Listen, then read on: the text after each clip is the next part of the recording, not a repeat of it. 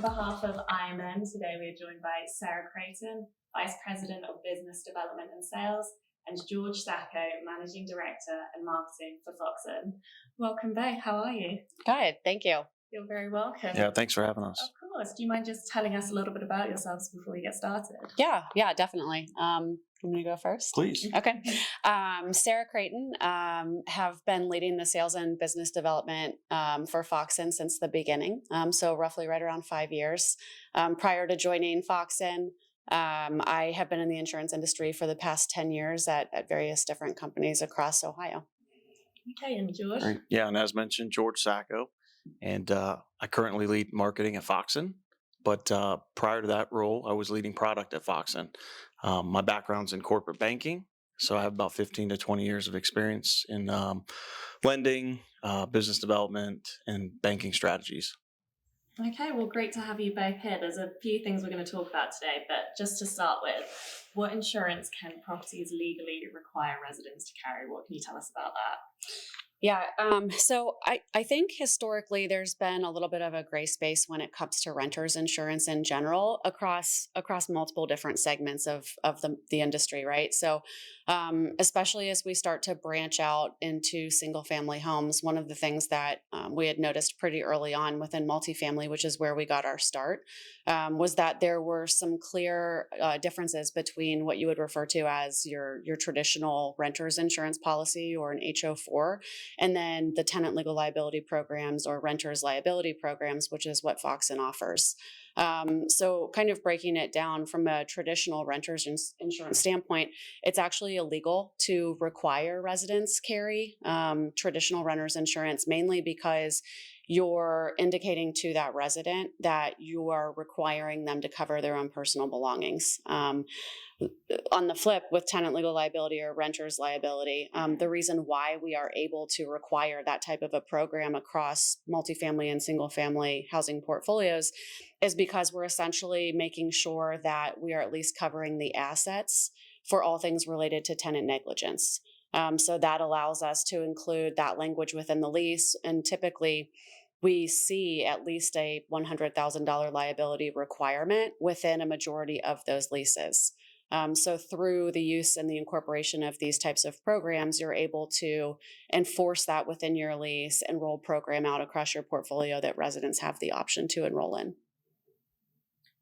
Okay, well, that's a really helpful overview. What then do you think are the challenges that property groups experience with respect to managing renters insurance? So with our experience across multifamily and after a handful of conversations with some of the folks that we've connected with here on the single family housing side, I would say they are one and the same. So when it comes to a lot of the struggles, a lot of companies are trying to manage the compliance in-house through the use of their site staff because it's all they have. So it's just become another part of their day-to-day, which in all reality is already completely full, fulfilling core responsibilities and duties. And renters insurance is something that honestly is a full-time position in itself to manage. Compliance is, I would say, in monitoring, the most difficult piece, and one of the things that most struggle with, mainly because of everything that I had mentioned, right? So your site staff is collecting those certificates. You're trying to enforce that everyone has an active policy. Through that, it's also really introducing a pretty negative relationship between your site staff and your residents, because as they fall out of compliance or they no longer have that coverage, your site staff holding that responsibility is running around essentially babysitting everyone, trying to make sure that they stay covered. So it's not really the dynamic that a lot of property management companies or ownership groups are looking to have. And so that's kind of where hopefully a solution that has renters liability comes into play and takes over for you. I would say the other issue that we see quite often when it comes to just the management of the compliance, aside from making sure that you are 100% compliant, is making sure that you're reducing a lot of the manual workload of your site staff. So they're kind of one and the same there. Okay. George, anything you'd like to add? I'll speak to some of the other questions and some of the other products, but Sarah's really our insurance expert, so. You can tell. Yeah, absolutely. Yeah. All right then, with that in mind, what do you think are the key differences and things to consider when implementing a renter's liability solution? So I would, in all of the research we've done and being in this space for a handful of years, I really think it comes down to three different things. I think the most important thing to keep in mind when you're looking for a solution is find someone that provides 100% compliance. There are a lot of companies or a lot of products that are out there that will help you across maybe the collection of the certificates of insurance, or they'll offer an alternative but not monitor the third party certificates of insurance. It's not really giving you a well-rounded solution to ensure that you have 100% compliance. So finding someone that does that, I think, is key. I also think making sure that you find a company that really understands a day in the life of property management companies, owners, operators, single family housing. Everyone has very similar struggles and they're all very busy. So making sure that you understand each step of that process and you can remove that to provide as much of a hands-off experience as possible for the site staff is key. In addition, every manual task that you have is going to open you up to greater risk, because with the involvement of just people in general, unfortunately, things get missed. It's just what happens on a regular basis. So finding something, then kind of kicking into the third point there, finding something that really focuses and hones in on a great technology allows you to remove all those manual pieces from your site staff. So one of the things that we have seen is through advances in technology within the real estate space, everyone is using a different property management solution to manage their portfolio. So if you can find a solution for renters liability that has the, whether it's an API integration or whatever integration is made available, it really does wonders, because it allows the site staff to continue working within their property management platform so that they don't have to learn a new tool. And it allows for really the removal of all of those manual pieces that we were talking about before, and the guarantee of the 100% compliance. So it provides this seamless, experience for residents as well as the site staff. And then I think the last thing that I would speak to is really the enrollment. So when you're looking for solutions, ultimately what you're trying to solve is a lack of action on behalf of the resident, right? We want everyone to have coverage. We want them to go out and get that coverage, and they're just not doing that. And if they are doing it, we typically see that fulfillment just so that they can fulfill the obligations within their lease, move in, and then we tend to see them get canceled pretty often. So finding a solution that is seamless for enrollment to really maintain the high absorption percentages across the portfolio, I think, is also key. I mean, it's a lot. Sorry. you're asking. No, thank you for sharing that. Okay, so going forward then, what are some of the financial products that renters are seeking from their property? What have you seen there? Rosie, I think it's a great question. And it's hard to follow, Sarah. But, I'd say properties are offering a lot of unique and new products to their residents. But there's one in particular where the residents are actually seeking it out from the properties, and that's rent reporting.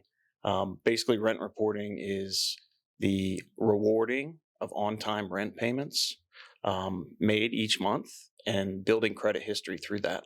So at Foxen, we did create a solution to deliver to both single family as well as multifamily, where we were able to encourage on-time rent payments, reward the residents for those, and also has quite a few other benefits, which we can talk about to the properties as well. So it's a really new but exciting product.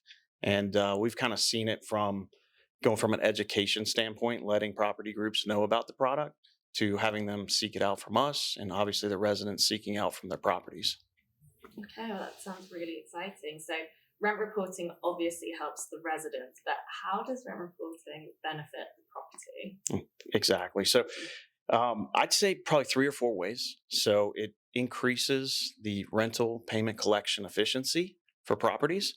So we've seen our customers that are utilizing it decrease delinquency in rent payment collection by 50%. So if they're at a 3% delinquency rate, we're seeing that go down to 1.5%. I would also say there's a way to generate ancillary income. And so really exciting for properties to offer a great service, but also make a little bit of extra revenue on that. So, residents can pay a fee. Providers of this service are allowed to pay the property for potentially distributing that product to the resident. So some exciting monthly recurring revenue for your properties. I would also say kind of the buzzword of ESG. So this is a social impact product. We've got ESG scores for some of the larger property groups out there that's very important to them. And this is kind of handles the S in ESG. So it's a financial empowerment tool, and property groups are awarded in their ESG score, which is ultimately a way to collect investment at a better rate from institutional investors. So they do score these property groups, and then they do make investments based on ESG scores. So to go back, rent reporting delivers such a good impact to the residents and improving their lives that they're rewarded with an ESG score increase. I mean, that in itself is such an added bonus. It sounds Yeah. like Foxen's really playing a pivotal role here. So just before we go, if you wouldn't mind, I believe it's your first time at Annual SFR It is. West. So while you're here, what have you enjoyed? What have you found valuable about being here? You know, I wouldn't mind taking that. We're really pleasantly surprised. So in the past, at some of the banks I've worked at, I've attended IMN events, but really from a lending or real estate perspective. But coming into single family, we spread our roots in multifamily originally at Foxen, but we feel really welcomed, and we're really impressed with the tenure of the attendees.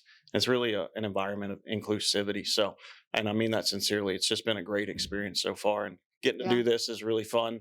I didn't know if I was going to be camera ready, but hopefully we'll do a good job here today. And I mean, I would say just the overall openness of everyone to connect, want to understand, right? Like what we're doing. I think everyone here is a pretty tight knit community, and we were actually talking about this before we came here.